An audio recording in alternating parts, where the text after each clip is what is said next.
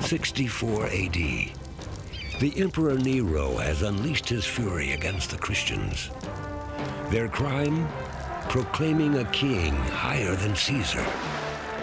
Setting fire to the city, Nero places the blame on the Christians and launches a new campaign to wipe them out.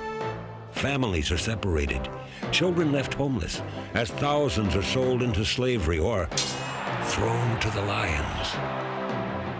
Escaping the panic of the fire and dodging the advancing soldiers, a group of children find shelter in the gentle care of Ben and Helena, a local baker and his wife.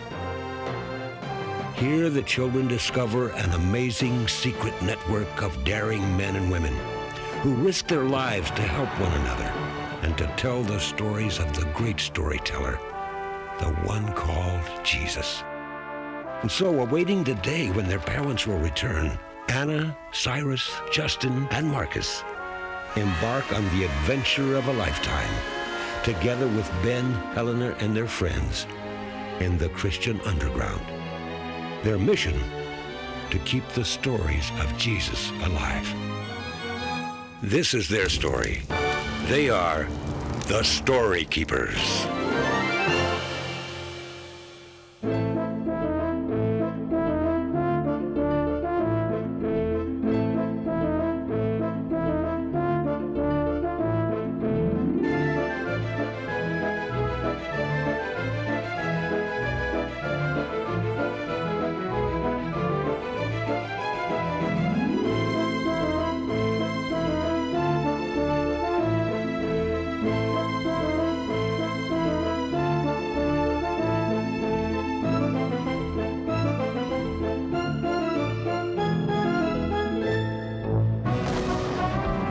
Escaping Nero's death sentence. Death is no longer my enemy, Nihilus.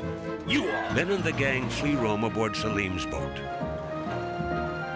Their goal, the Arabian village of Shemhadar, if they can get there.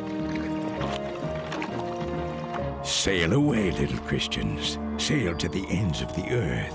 But know this, I will find you. And vengeance will be mine.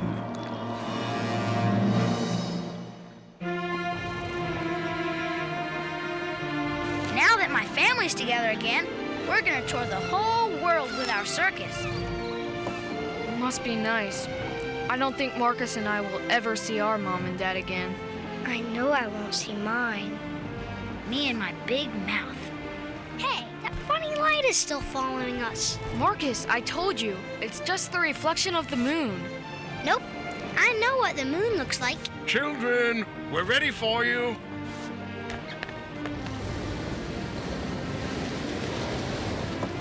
We are gathered here tonight for the marriage of Miriam and Tacticus. Is there a dowry for the bride? But these are yours and Mother's. They've been in the family for generations. And they will be for many more. Miriam and Tacticus, you share both love and courage. Now, in your joining, may you also share the love of God, and with that love, build a home that will honor Him forever. As captain of this fine vessel, I pronounce you husband and wife.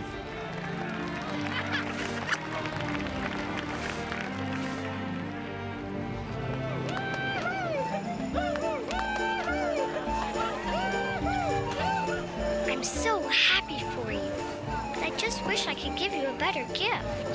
Actually, you can. Anna, Ben's told us about your parents. How you lost them in the Great Fire. He doesn't think they're alive. I know they're not. Well, the gift we really want is for you to be our daughter. You do?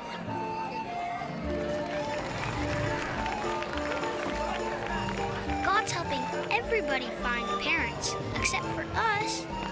He hasn't forgotten you, boys. Just sometimes it's hard to see what he's doing. I'll say. I have an idea.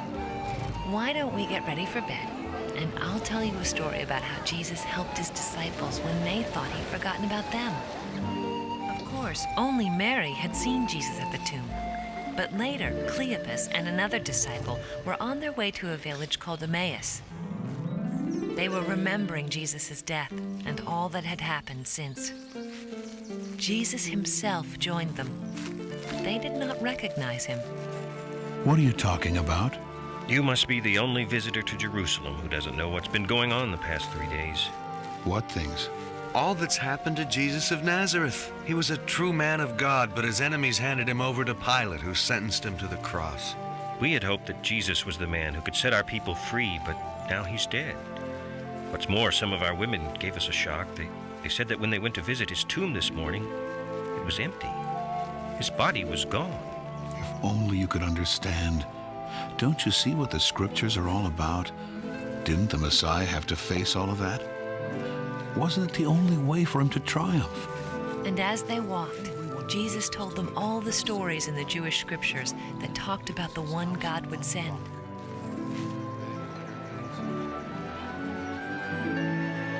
Wait, Fred. Why not stay with us? It's getting late.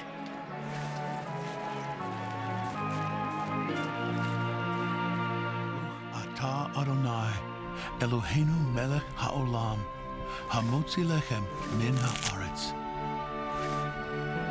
Then they suddenly realized who he was. But before they could say a word, Jesus was gone. Did they ever see him again? They sure did. But that's a story for another time. Good night, my angels. Marcus, what are you doing? I'm looking for that funny light I saw before. But I really saw it. Go to sleep, Marcus. You're so tired you're already dreaming.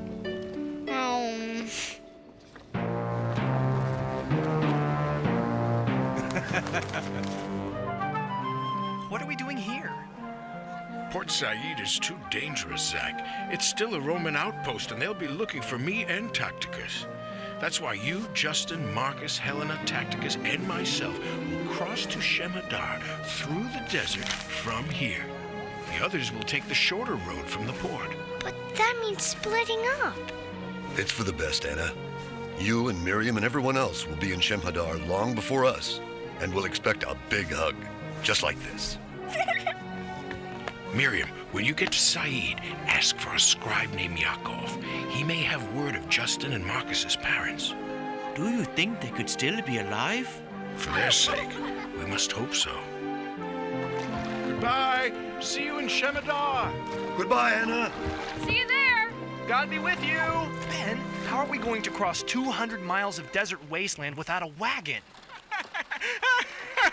You're killing me, Reed. That's the funniest thing I've ever heard. Oh, Ben! Right on time. So nice to see you all again. Well, most of you. Milo? Oh, no. What's wrong, Zach? You'll see, you'll see.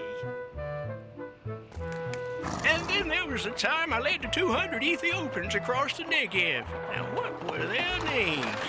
Issachar, Nagin, Ripti, I remember him, Manitobanus, Ben, Chimi. wake me when it's over.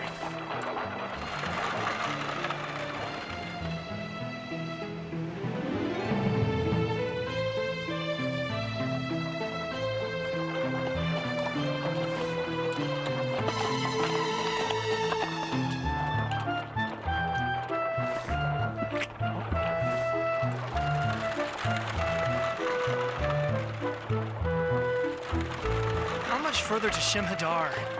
2 more days, eh, Regis? 2.5. He thinks we'll be delayed by raiders. What are you talking about? He's just a dumb horse.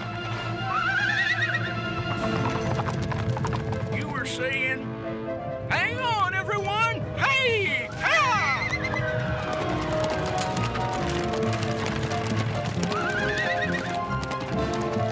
You, Christian! Halt!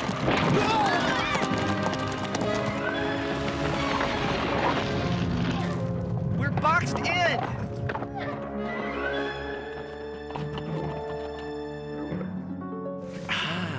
So we meet again.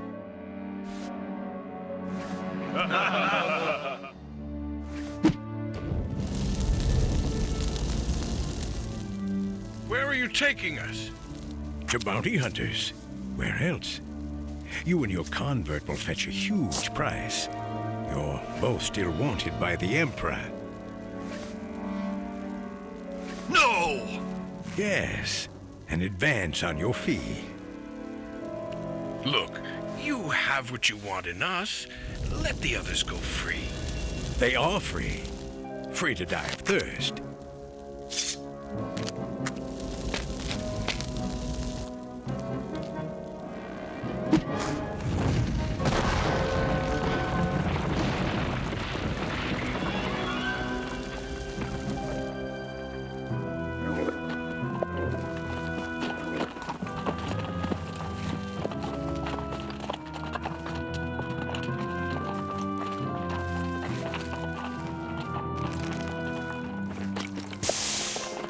Water? Anyone?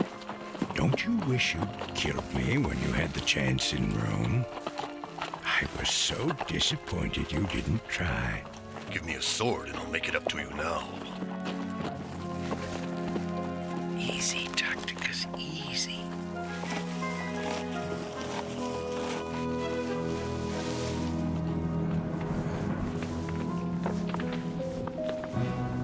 I told you I was a great climber.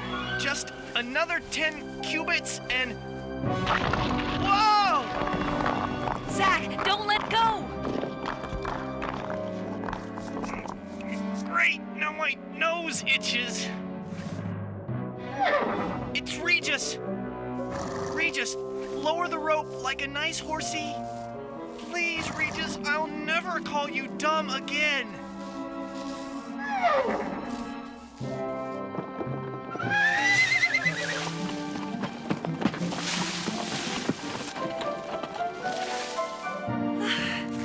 Thank you, gentlemen.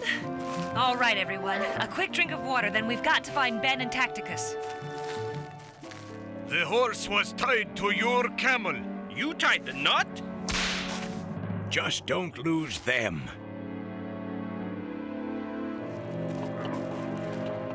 Remember, Baker, dead or alive, the reward money is the same. No, Tacticus. You must preserve your strength. We may yet have a chance to use it. Oh, great. We've lost their tracks. What are we gonna do? What are you two now? The Doubting Thomas brothers? They're not brothers. Me and Justin are. I know, kiddo. It was a joke. Thomas was a disciple who wouldn't believe his friends had seen Jesus, Marcus. How come? He wanted to see for himself. Remember how shocked the two disciples were when they realized Jesus had come back? Wasn't it exciting the way he talked on the road? He made the scriptures come alive like I've never heard before. And so they left immediately, heading back to Jerusalem to tell their friends what they had seen. And that's when Jesus appeared again. Huh? Shalom. Peace be with you. What is upsetting you? Look at my hands and my feet.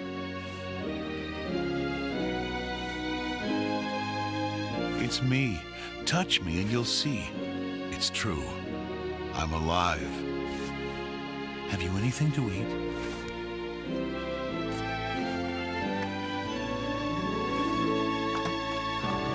Now, poor Thomas wasn't there that evening, but when he returned... Thomas, where have you been? Where were you? We have seen Jesus. The disciples told Thomas how Jesus had appeared to them. I don't believe you. But it's true. We've seen the Master. Unless I see the nail marks on his hands and feet and touch them and put my hands in his side, then I won't believe you. A week later, all the disciples were together again, including Thomas. Suddenly, Jesus was again standing in their midst. Shalom. Peace be with you. Look at my hands. Now reach out your hands.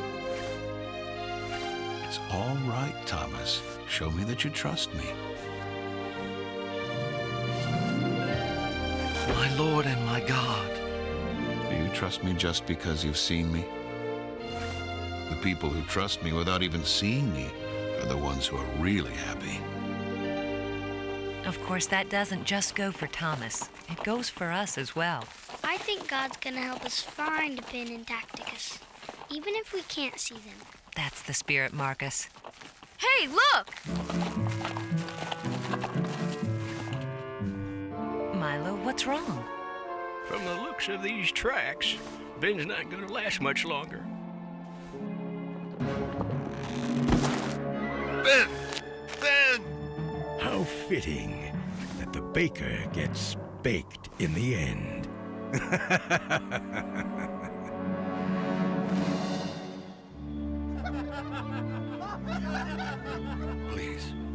Please help Ben. Just give him the strength to walk. If your God answers prayer, why has he left you to die in the desert? Not dead yet. Ben, are you all right? Of course, Tacticus. I just needed a little nap. We're breaking camp. If we don't keep walking, they'll kill us. Tacticus, listen to me. I can't walk. I've listened to you many times, Ben, but this time I won't. I can't let you die in this desert.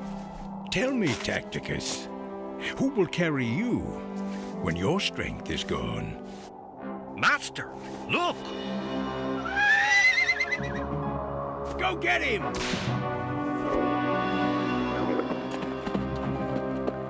Nice, horsey. Stay, horsey. Dumb horsey.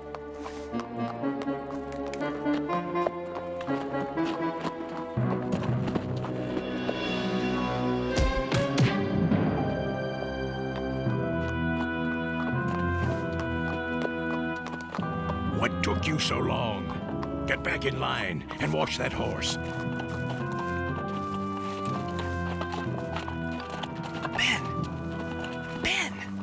Tacticus, it's Zach. Zach is here. Yes, Ben, of course he is. No, try to relax. And look, Helena's up ahead, too. Ben, please, you're delirious. You can't see Helena. Then who's that? It's that woman again! I order you to let them go! Kill her! And this time, finish the job.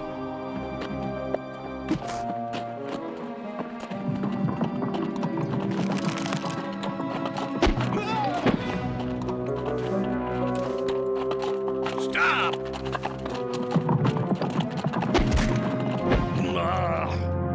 I've sharpened this blade on better men than you. Yes, but not quicker. I believe you have something in mind.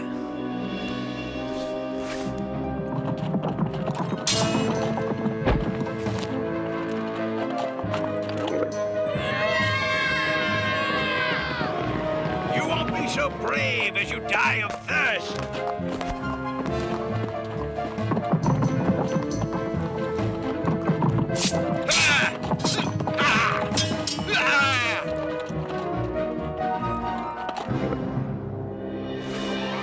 Give us our water, and I'll let you go free.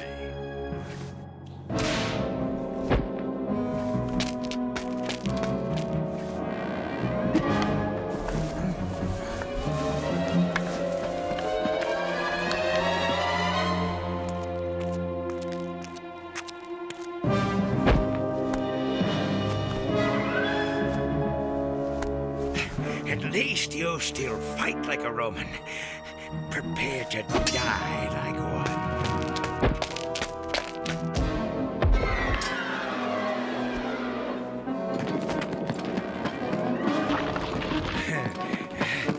Well, it looks like you're going to kill me after all. But at least I'm taking you with me. No! You're not. No, Tacticus. This time you won't escape me. Nihilus, take my hand. No, I want your life.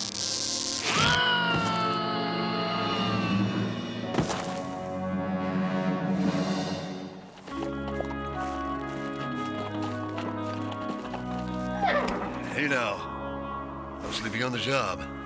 I think I see an oasis with palm trees and water too. I don't think the children can last much longer. Zach, how much water is left? Here, Marcus, drink this. How's that? Better? Yeah.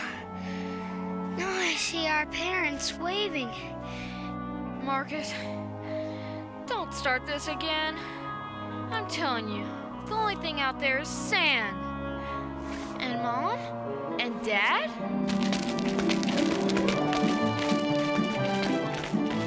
Mom! Dad! I knew we'd see you again. I knew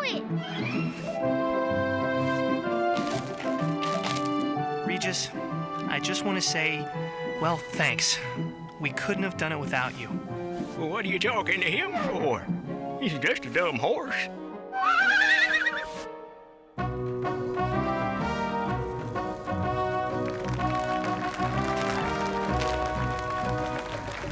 On such a happy night, how fitting it is to tell a happy story. This will be the first time we've heard one without being chased or having to hide. I can get used to this. Yes, you see, after Jesus appeared on the road to Emmaus and in the upper room, he came again to his disciples in Galilee. Some of his friends were fishing in the Sea of Tiberias. They had fished all night but caught nothing. As dawn broke, the disciples gave up and rowed back to shore. Have you caught anything? The disciples could not see it was Jesus calling to them, even though it was light out. Try the starboard side.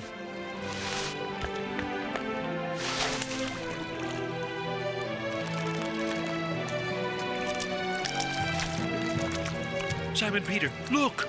It's Jesus! Master! Bring some of the fish you've caught. Come, let's eat breakfast. This time, none of them questioned who Jesus was. They knew he was the Lord. Then, about 6 weeks later, Jesus was teaching them on the Olive Hill near Bethany. Then your job will be to tell everyone, everywhere, all that you know about me, starting here in Jerusalem, then in Palestine, then in foreign places like Samaria, and finally to the very ends of the earth. They knew then that the death of Jesus was not the end. It was only the beginning. And so it is for us. As we carry these stories from here to the ends of the earth, each of us can be a story keeper. Even me? Even you, Marcus. For now you know the stories from Jesus' birth to his loving acts of healing, from his most amazing miracles to the way children simply loved him.